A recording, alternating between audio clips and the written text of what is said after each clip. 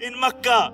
The Prophet ﷺ was sitting there, and all the Sahaba are there. Those who were in the battle of Badr, Uhud, those who were at the Bayt or Ridwan, they are all sitting there. And the 10 who were guaranteed Jannah sitting there. The 2 father-in-laws of the Prophet ﷺ, Abu Bakr and Umar, are sitting there. The 2 son-in-laws of the Prophet ﷺ, Uthman and Ali, are sitting there. And the Prophet ﷺ looks around and he says, "Where's Bilal?" He says, "Where's Bilal?" And Bilal stands up. He said, "Bilal, climb on the roof of the Kaaba and give the adhan." The roof of the Kaaba was the most holiest roof, not just to the Muslims, but also to the mushrikeen. Because the Prophet ﷺ wanted to show a token of the society that he came to create, that Bilal left the servitude of man and he went into the servitude of the Lord of man. And this is how Allah subhanahu wa ta'ala elevated him. You see, 1400 years ago, the Prophet ﷺ dealt with the issue of racism. And we still have it within our communities. When Abu Dharr radiallahu anhu said to Bilal, "Ya ibn Sauda, oh you son of a black woman," Bilal radiallahu anhu went to the Prophet ﷺ and he complained. And the Prophet ﷺ called Abu Dharr and he said, "Oh Abu Dharr, did you actually say that?" And he said, "Yes, O Messenger of Allah." And the Prophet ﷺ said, "Innaka imran fikal jahiliyyah." He said, "You're a man who still has the traits of ignorance in him." And then the Prophet ﷺ said an amazing thing. He said, "I, Muhammad, am equally the son of a black woman as I am a white woman," because he was breastfed by a black woman. You see the society that the Prophet ﷺ came to create 1400 years ago.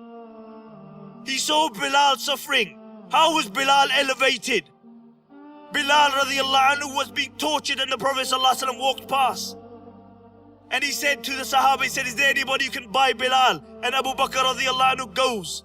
And he goes to Umayyah. He says to him, "Sell me Bilal." And Umayyah says, "I'll sell him because you corrupted him in the first place." And he said, "How much?"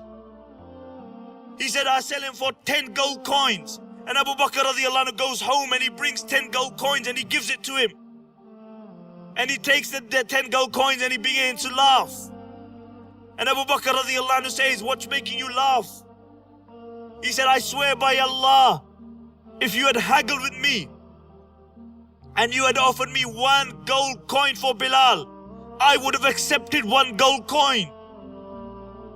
And Abu Bakr radiallahu anhu said, "I swear by Allah, Umayyah, if you had haggled with me and you had asked me for 100 gold coins for Bilal, I would have given you 100 gold coins."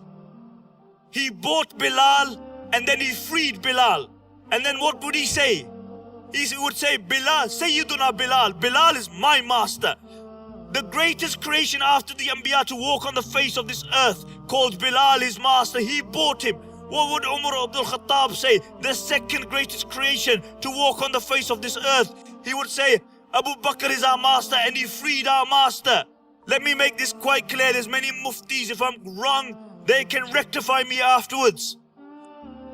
To be racist is as haram as eating a pork sandwich. And today, you have these beautiful masjids, £1 million masjid. You call it Masjid-e-Bilal.